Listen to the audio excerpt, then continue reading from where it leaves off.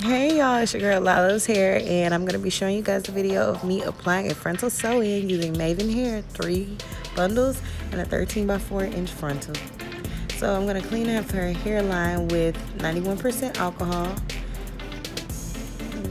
and as you can see, we're just removing any excess oils, makeup, anything like that.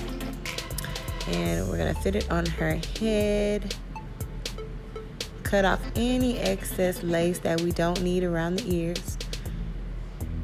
And I know you guys saw earlier when the video first started, she actually is using a brown cap. And the cap is just like basically to fit her skin tone, because no one's hair, I don't use 10 caps unless the person is lighter complected.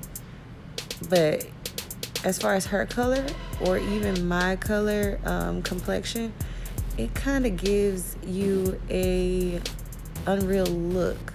It's unrealistic.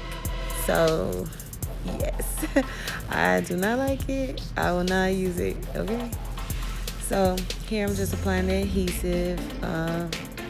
I'm using Got to Be Glued here, and what I'm doing is I sped up this video, but actually I'm going super duper slow applying this adhesive.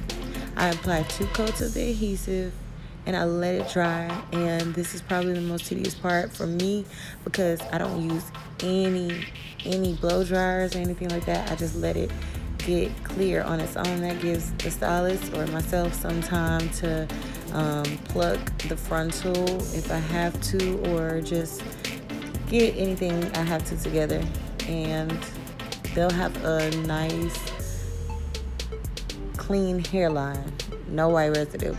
We don't want that. So yeah, so here I'm just cutting off the excess lace, and what is sticking there, that's just that hairspray that I use, and it's Got to Be Glued hairspray, not the free spray. But yes, here's the end result. Hope you guys like it.